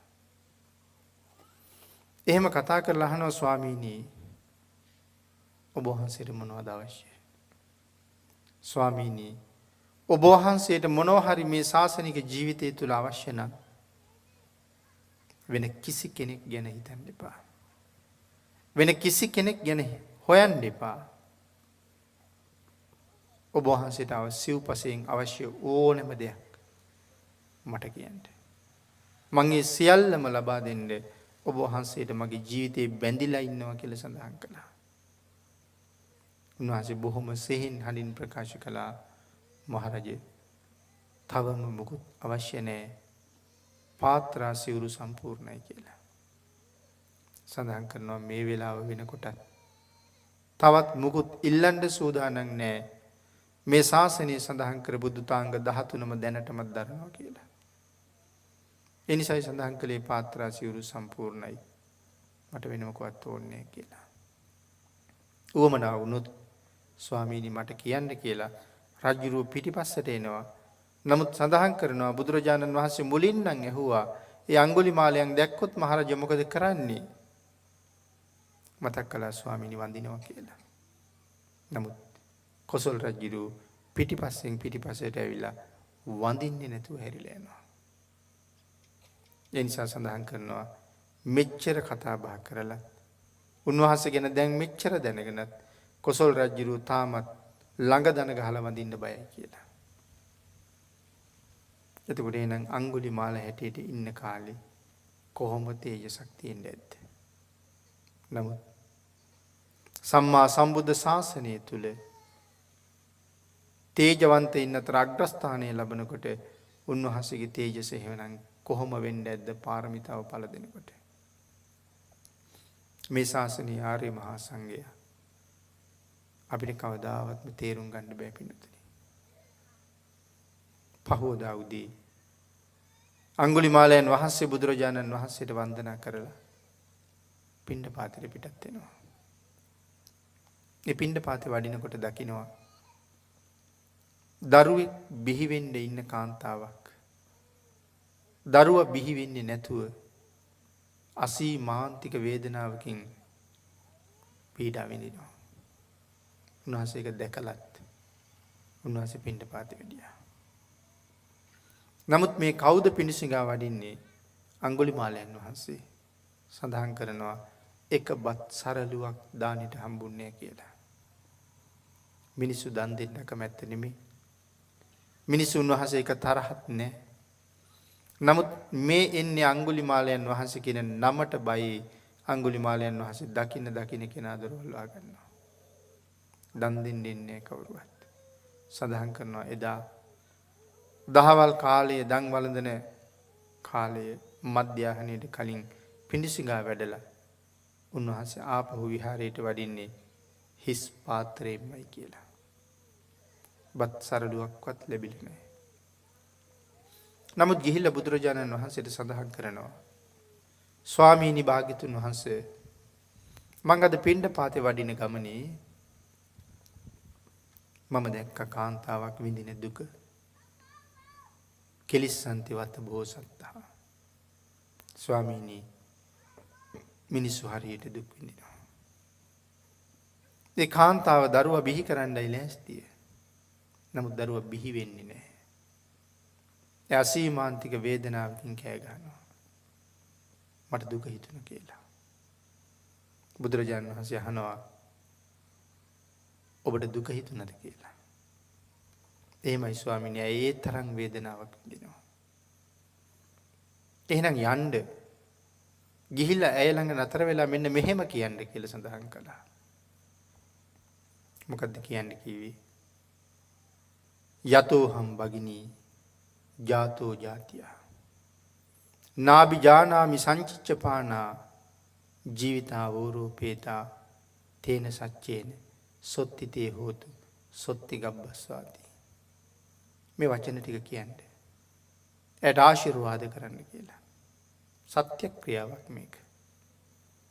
නමුත් කොහොමද භාග්‍යතුන් වහන්සේ සඳහන් කළේ අඟුලිමාලයන් වහන්සේ සිහියෙන් ඉන්නවද කියලා බලන්න. යතෝහම් භගිනී ජාතෝ ජාතිය සහෝදරියේ ඉපදිච්ච දවසේ ඉඳලා අද මේ වෙනකන් මං කිසිම ප්‍රාණියෙකුගේ ජීවිතේ තොර නොකළ බව සත්‍ය නම් ඒ සත්‍යානුභාවයෙන් ඔබට සෙතක් වේවා ගැබට සෙතක් වේවා කියලා මේ කියන්නේ. අඟුලිමාලයන් වහන්සේ සඳහන් කරනවා ස්වාමීනි එහෙම කිව්වොත් මම මහා මුසාවාදයක් කිව්ව වෙනව නේද කියලා. ආන් ඒ ගැන සිහියෙන් ඉන්නේ කියලා බලන්න. මුත් තව රහත් වෙලා නැහැ. සිහියෙන් ඉන්නේ කියලා බලන්න. මොකද්ද සිහිය? යතෝහම් භගිනී ජාතෝ ජාතිය සහෝදරිය ඉපදිච්ච දවසේ ඉඳලා අද මේ මොහොත වෙනකන් මං කිසිම ප්‍රාණියෙකුගේ ජීවිතේ තොර නොකළ බව සත්‍යයි. ඒ සත්‍යානුභාවයෙන් ඔබට සිතක් වේවා. ඉතින් එහෙම කිව්වොත් ඇත්තද? උපන්න දවසේ ඉඳලා කිසිම සතෙක් මැරුවේ නැද්ද? ඉතින් ඒකයි උන්වහන්සේ කියන්නේ මං කොච්චර සත්තු මැරුවද? ඉතින් එහෙම කියහම බුදුරජාණන් වහන්සේ පිරිත වෙනස් කළා. අඟුලිමාල එහෙනම් මෙහෙම ගිහිල්ලා කියන්නේ. යතෝහම් භගිනී අරියාය ජාතිය.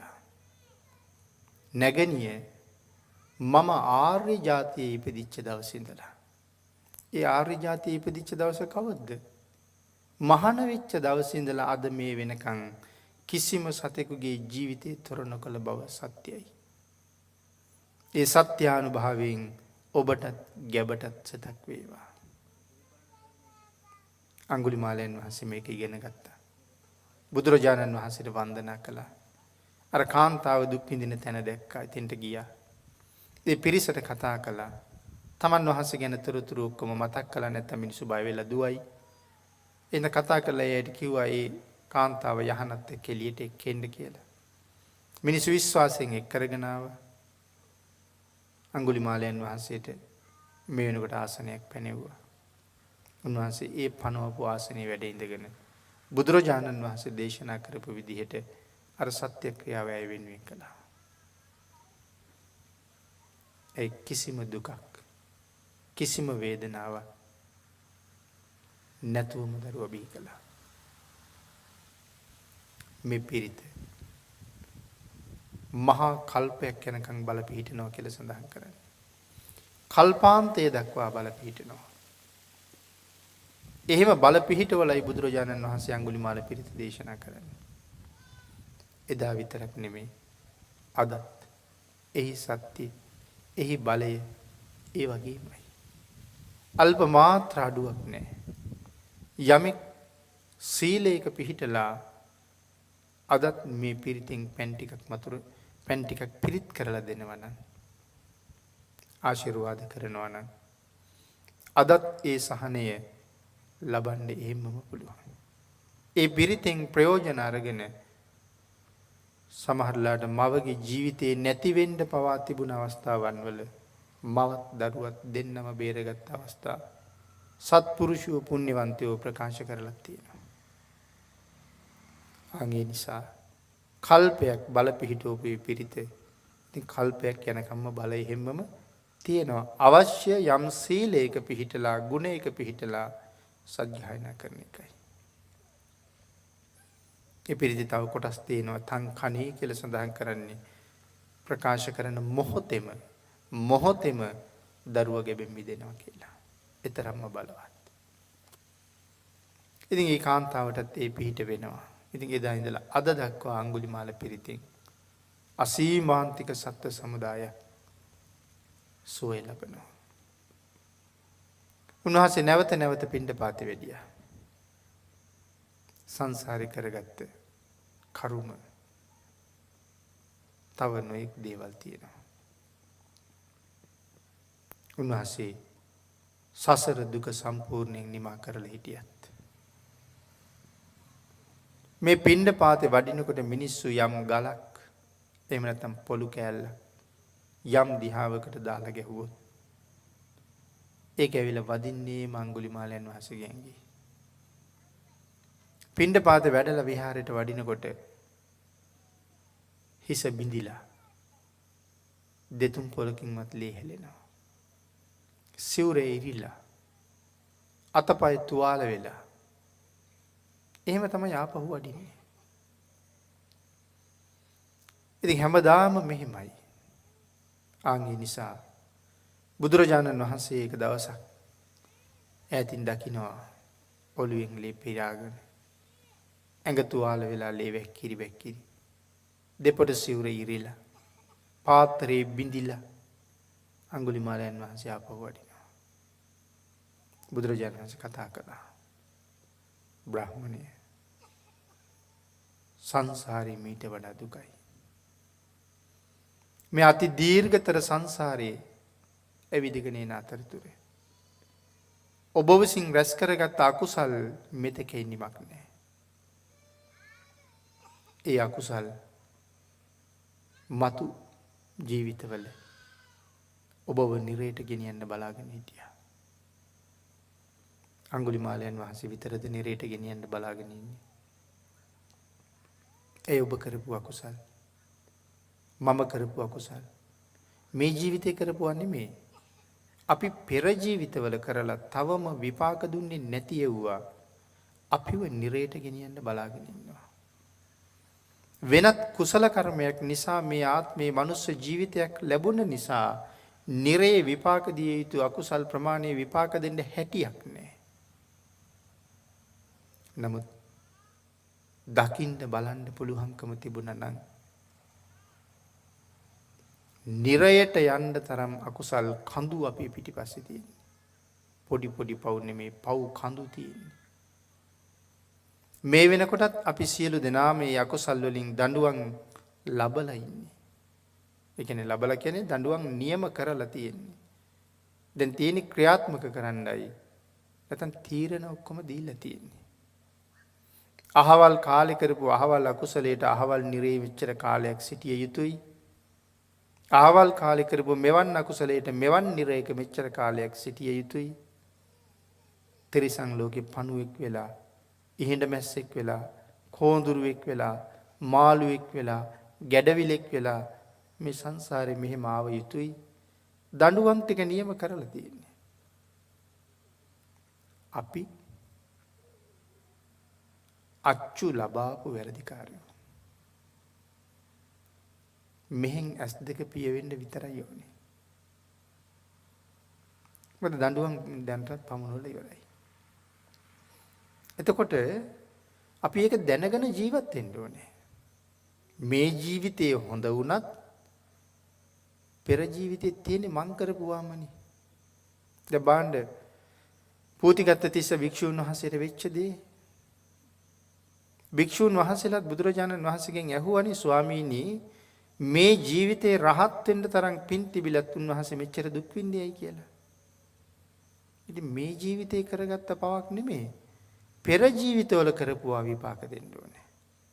එහෙම කී දෙනෙකුට එහෙම දේවල් සිද්ධ වුණාද? එහෙනම් ඔබ මම කරපු පෙර පව් බලාගෙන ඉන්නේ අපි මෙරළ එනකන්. අනේ හින්දා බුද්ධාන්තරේ ලැබිලා තියෙන වෙලාවේ ඇතිතරම් පින් කරගන්න අවස්ථාව ලැබිලා තියෙන වෙලාවේ මනාව තිසරණේ මත පිහිටලා පංචශීල ප්‍රතිපදාව මත ඉඳගෙන ඔබ කරන ඕනෙම පින්කමක් කරන්න. සිල් නැතුව පින් කරලා සැනසෙන්න ලොකුවට හිතන්න එපා. සිල් සහිත ප්‍රතිපදාව මත පිහිටලා පින් කරන්න. එතකොට දෙකම සම්පූර්ණයි.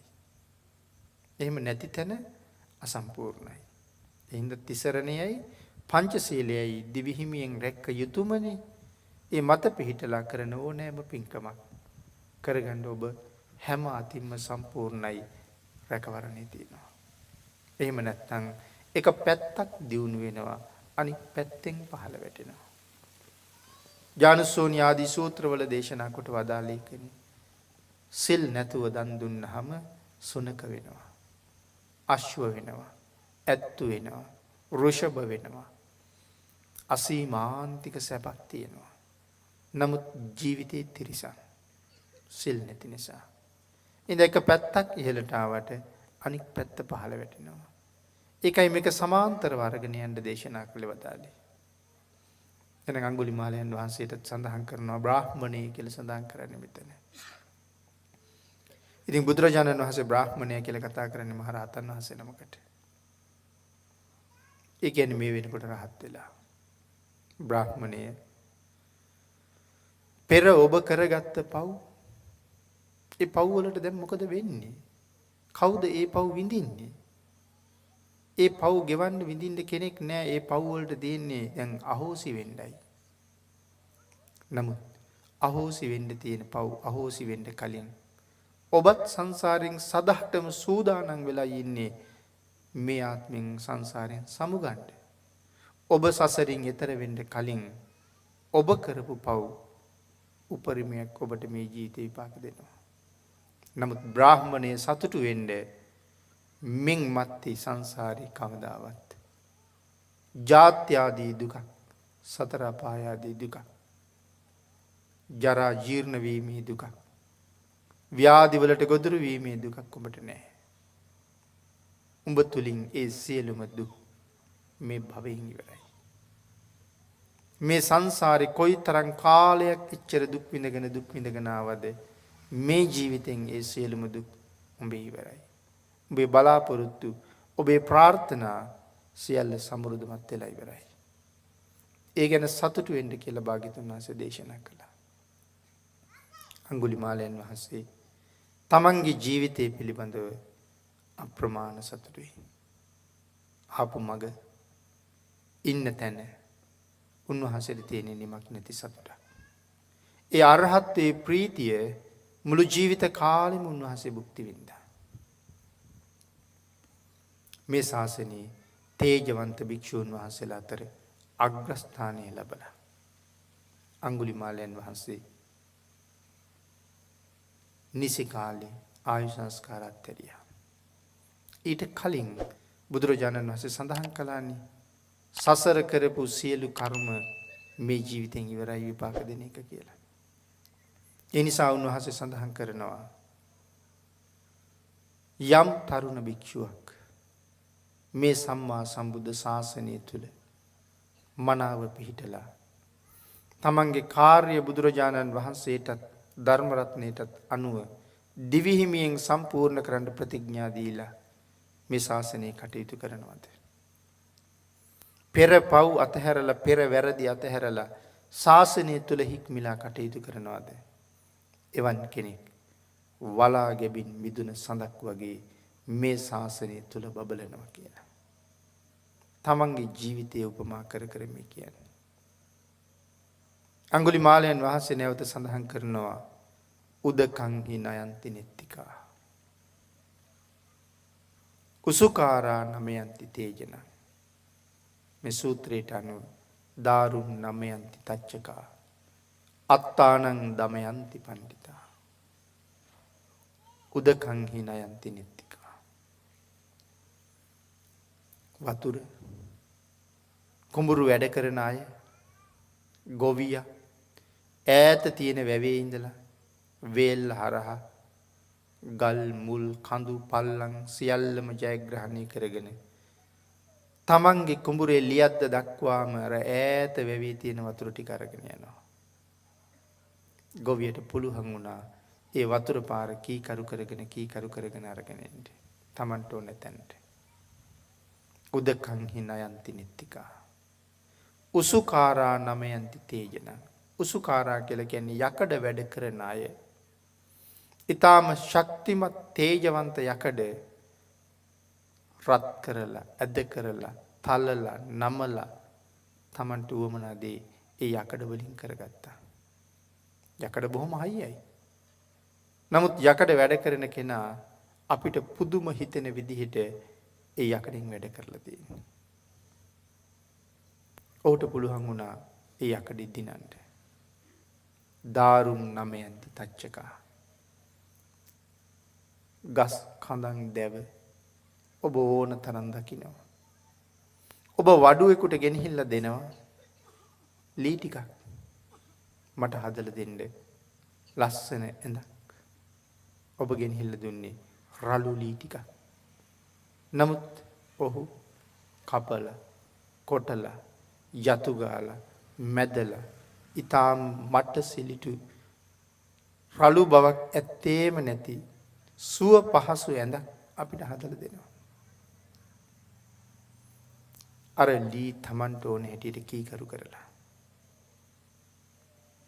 සඳහන් කළා. ගොවියා වතුර කීකරු කරගෙන කුඹුරට ගෙනිච්චා. කම්මල් කරුවා යකඩ කීකරු කරලා තමන්ට ඕන වැඩේ කරගත්තා. වඩුවා ලී කීකරු කරලා තමන්ට ඕනේ කාර්ය කරගත්තා. මේ ලෝකේ ඥානවන්තයා පණ්ඩිතයා තමන්ගේ හිත දමනය කරගත්තා. අත්තානං දමයන්ති පණ්ඩිතා. ඥානවන්තයා තමන්ගේ ආත්මය දමනය කරලා ජයග්‍රහණය කළා. උතුම් සම්මා සම්බුද්ධ ශාසනය ලැබිලා තියෙන වෙලාව. මේ සම්මා සම්බුද්ධ ශාසනයෙන් සංසාරයෙන් එතර යන්න ලැබිලා තියෙන අවස්ථාව. ආය අවුරුදු කෝටි ප්‍රකෝටි කීයකින් අපිට බුද්ධ ශාසනයක් හම්බෙයිද කියන කාරණාව තේරෙන්නේ. මනුෂ්‍ය ජීවිතේ හැමදාම ලැබෙන්නේ. අද ලැබුණ ඔය ජීවිතේ පරම දුර්ලභ මණිකක් වගේ. මොකද මේ ලැබුණ ජීවිතේ අවුරුදු කෝටි ගානකින් හම්බෙච්ච එකක් ආය දවසක නැති වුණාට පස්සේ ආය හම්බෙන්නත් කියලා ඉවර කරන්න බැරි තරම් කාලයක් යන්න පුළුවන්. ඒ නිසා ලැබුණ මේ ජීවිතේ පරිස්සම් කරන්න ඕනේ. මොන වගේන්ද පරිස්සම් කරන්න ඕනේ? අකුසල් වලින් පරිස්සම් කරන්න ඕනේ. අකුසල් නැමැති කිලිටි කුණු ඇවිල්ලා හැම වෙලාවෙම මේ ජීවිතේ බැඳ ගන්නවා. අපිරිසිදු කරනවා. අප්‍රසන්න කරනවා. අපි හොඳ සිහියෙන් ඉන්න ඕනේ. ඒ කිලිටු වලට, ඒ කෙලෙස් වලට, ඒ කෙලෙස් දූවිලි වලට මාව අපිරිසිදු කරන්න ඉඩ නොදෙන්න. ඒක කොහොමද කරන්න කියන එක බුදුරජාණන් වහන්සේ මනාව අපිට දේශනා කරලා තියෙනවා. එවන් වූ තිලෝගුරු අමාමෑණියන් වහන්සේ අදත් ලෝක සත්වයාගේ හිතසුව පිණිස අනුකම්පාවෙන්ම වැඩ ඉන්නවා. ජීවමාන රූප කයෙන් බුදුරජාණන් වහන්සේ නැතත් මිහිඳු මහ රහතන් වහන්සේ දේවානං පීතිස රජුරවන්ට සඳහන් කළා මහරජය අපේ ශාස්ත්‍රුන් වහන්සේ පිරිනිවන් පාල බව ඇත්ත. නමුත් ඔබ අප කෙරෙහි අනුකම්පාවෙන් ධාතුන් වහන්සේලා ඉතුරු කළා. බුදුරජාණන් වහන්සේගේ ධාතු ශරීරය දකින්නවා කියන එක භාග්‍යතුන් වහන්සේගේ බුද්ධ ශරීරය දැක්ක හා සමානයි. බුදුරජාණන් වහන්සේ දැක්ක හා සමානයි. ඒ නිසා ලක් බිමට ධාතුන් වහන්සේලා වැඩමවන්න ඕනේ කියන කතාවයි කිව්වේ. එහෙමනම් අදත් අපි කෙරෙහි අනුකම්පාවෙන් බුදුරජාණන් වහන්සේ ඉතුරු කරපු ධාතුන් වහන්සේලා වැඩ ඉන්නවා. ඔබේ විහාරස්ථානයේ ඔබේ මහන්සියෙන්, ඔබේ කැපවීමෙන්, ඔබේ ධනයෙන් ධාතුන් වහන්සේට වඩා හිඳවන්න. ඒ සුවිශාල මාලිගාවක් බුද්ධ කුටියක් සකස් කළා කියලා කියන්නේ. ජීවමාන සම්මා සම්බුදුරජාණන් වහන්සේට සුගන්ධ කුටිය නිර්මාණය කරලා දුන්න හා සමාන මෙතෙකයි නිමක් නැති මහ විශාලානිසංසයක්. එවන් මහානීය පින්කමක් ලබාගත් උතුම් ජීවිතයට සාධාරණයක් කරගන්න පුළුවන් මහ කටයුත්තක් සම්පූර්ණ කරගත්ත මොහොතක්. යාමාහු නෙයානං පරමාහුතින් ගතු මේ ලෝකයේ එහෙම නැත්නම් පරලෝකයේ එහෙම නැත්නම් අන්‍ය වූ වෙනත් ලෝකයකවත් බුදුරජාණන් වහන්සේ තරම් ශ්‍රේෂ්ඨ උත්තමයෙක් නැහැ.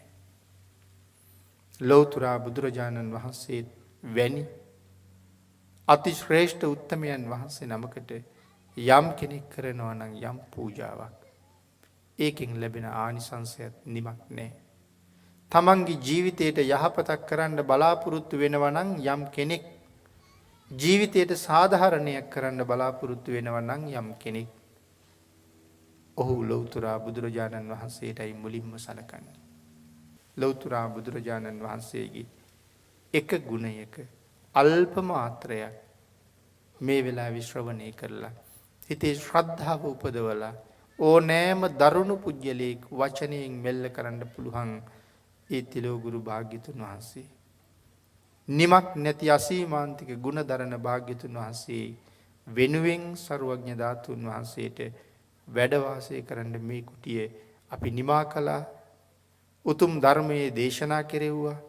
ධර්මයේ ශ්‍රවණය කළා. මහා කුසල් රාශියක් රැස් කරගත්ත කියලා සතුටු වෙන්න තියෙන අවස්ථාවක්.